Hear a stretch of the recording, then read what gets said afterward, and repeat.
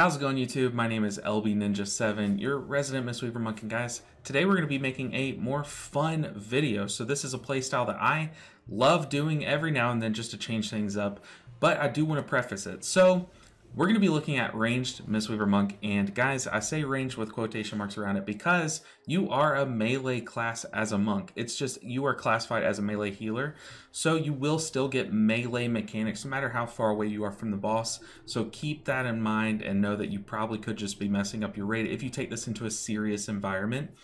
Also know that this is not the optimal way to play Mistweaver.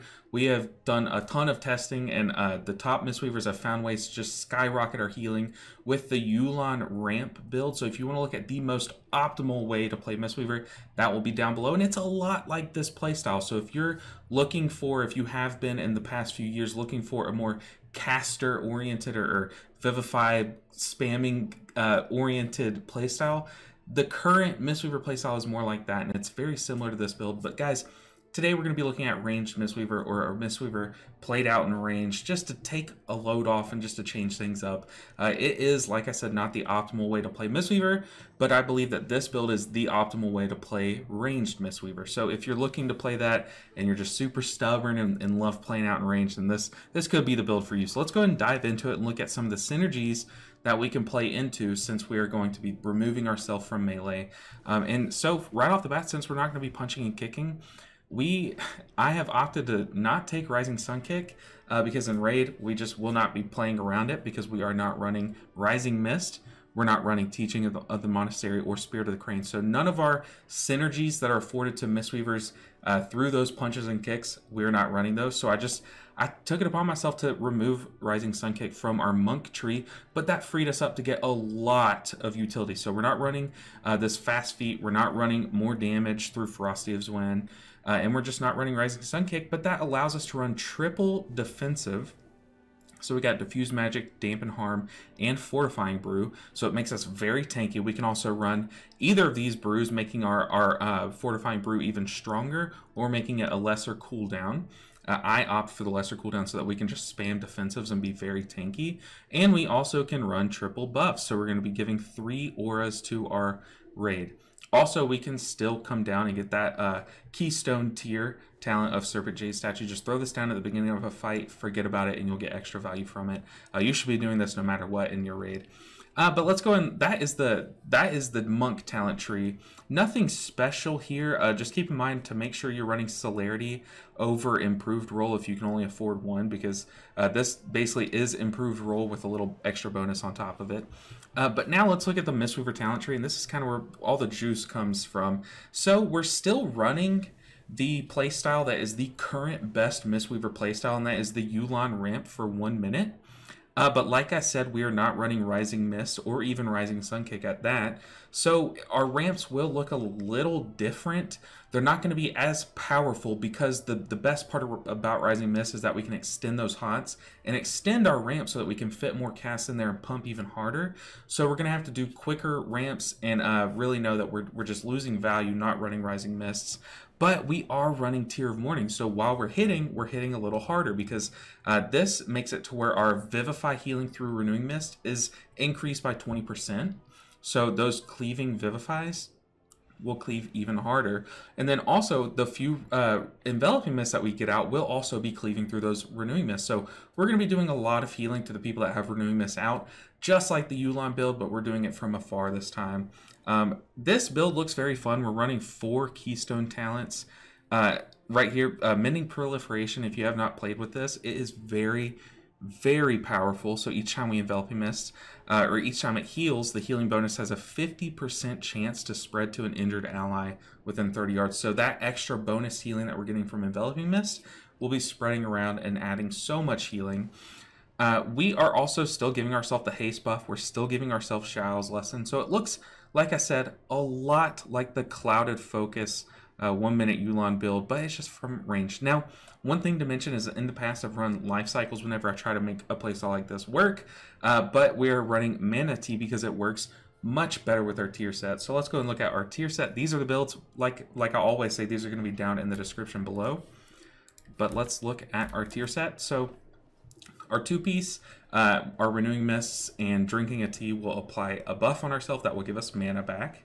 And then they'll also buff our Vivify and Renewing Mist healing for 6 seconds by 40%. So this playstyle still gets a lot of value out of both of these, since nowadays we have more mana afforded to us than ever. It feels like almost ever. So we have Mana Tea giving us a ton of mana back. We have our tier set giving us a ton of mana back. We have trinkets like Rashok's Molten Heart giving us a ton of mana back. And then on top of all of that, we have our Transcendence transfer trick, which if you have not seen, will be down in the description below. I have a video on that, which gives us a ton of mana back. So we can actually hope to get this playstyle to actually last the entire fight without going because in the past I've made videos like this and I go within a minute and then I just don't post it. But nowadays this is our best time to play this playstyle, but it's still, like I said, just not as strong. But I'm gonna go ahead and take it into a real raid, and I'll see you guys there. All right, so I found myself into an Eltharian group, and it's a bunch of randoms. So I don't really know what I'm getting into, and also apparently this group is glitched because this guy is messing up our whole group. We can't kick him or anything. I got the build loaded up. Once again, one last peek at it. We're gonna see what we can do. There is a Holy Priest, so he might be giving us some mana back. I believe there's a Resto Shaman, so we might be able to get some mana from him as well. And then there's 2 Druids. I think one of them has already said they're gonna innervate someone else, so we're gonna see. Also, we can't even pop a flask, but we have our totem down. Step 1 complete. Now we just gotta wait till pool. One thing though, when you run a build like this, if you do plan on taking this to your raid seriously, I don't really advise it, just because our other build is so powerful and a lot more useful. But you do have to keep in mind how you're gonna apply your monk debuff, your Mystic Touch buff. And one good way to do that is just to Chi Burst on pool. Alright, so we lusted on pool as well.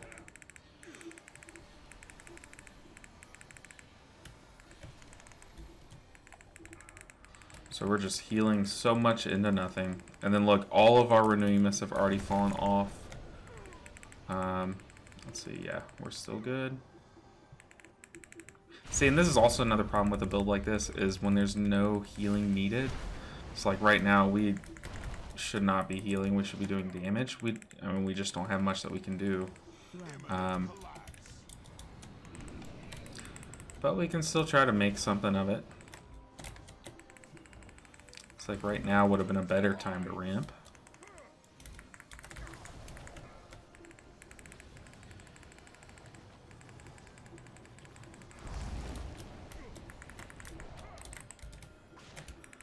Okay, since we're in some downtime, we're going to get some mana back, so we're going to do that mana trick.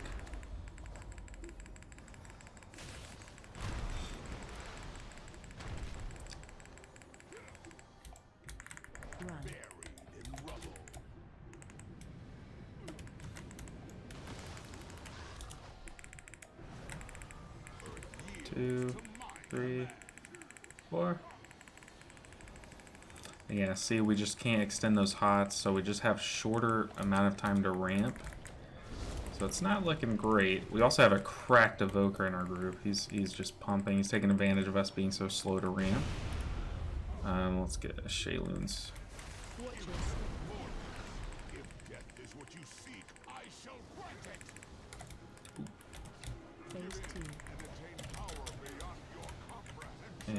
Oof.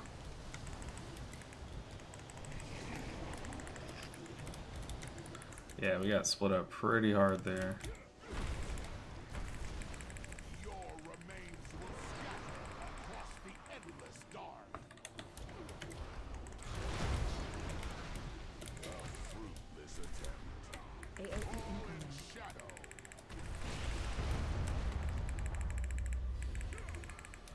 Let's see if we can salvage this.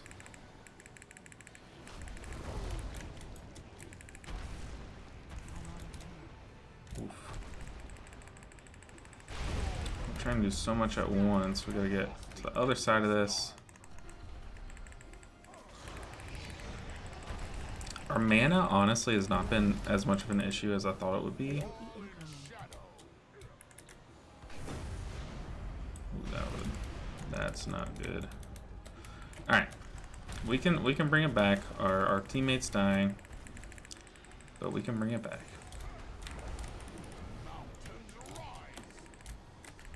Luckily, he's not charmed anymore.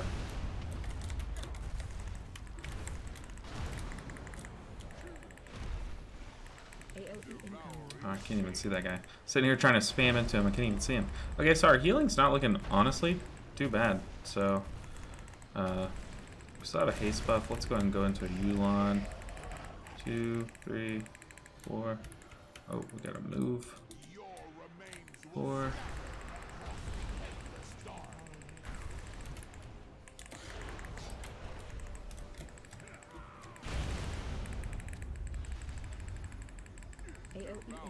And there's just, we're getting so much mana back from our trinkets. Oof, that hurt a lot.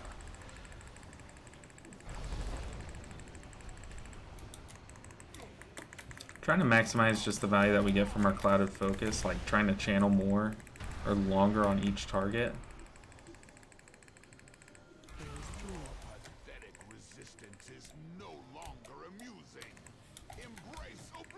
But yeah, like I said, dude, you never realize just how powerful Rising Mist is until you go without it. I mean, just that extension is unreal. Okay, we got a big ramp coming in.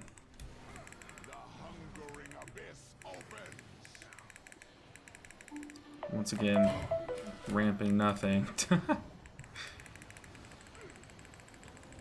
We're doing a lot of healing. Still have revival up. We're not using too much mana here for that ramp.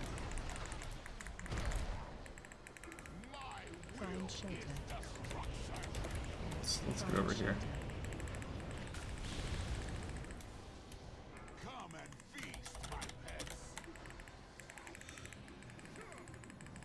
See, our one thing that's really powerful about this build is that our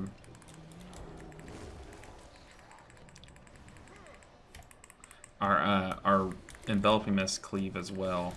So it's just one really powerful thing that we can do. Right now we're pretty Let's go ahead and pop a defensive. But now we get to do some things.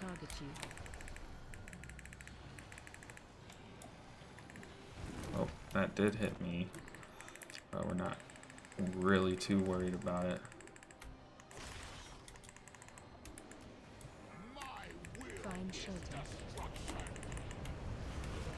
Let's use another defensive, another big powerful part of having all three defensives. So we always have something to press to survive a mechanic. I think they want us going this way.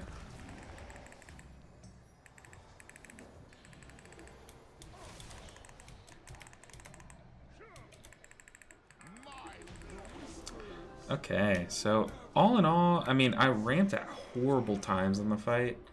So, I mean, all in all, we missed a lot of healing to overhealing, which is kind of also another issue with this build. But, I mean, it just makes our ramp super strong. So look at that overhealing, 45 million overhealing. So if I would have played this better, if I wouldn't have just joined a random fight, if I would have thought, like, what cooldowns would look like, I feel like we could have done a lot better, but we still did great healing. I mean, we were competing with a cracked out evoker. Like I said, this guy is just as high item level as I am, 436, and he did well. I mean, he was healing really well before this. So, I mean, that's going to do it for this video. All in all, I think the healing from this build can surprise you.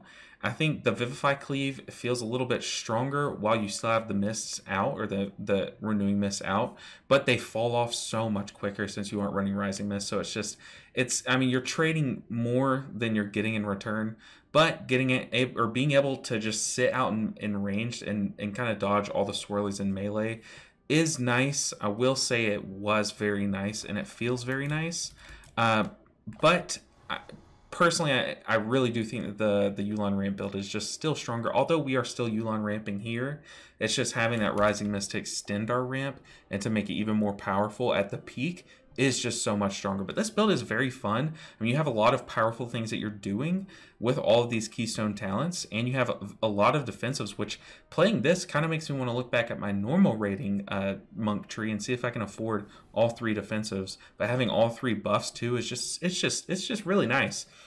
So I really do recommend you guys try this. I don't recommend taking this into Mythic Raid unless you just are, you know, are totally just re-clearing at this point.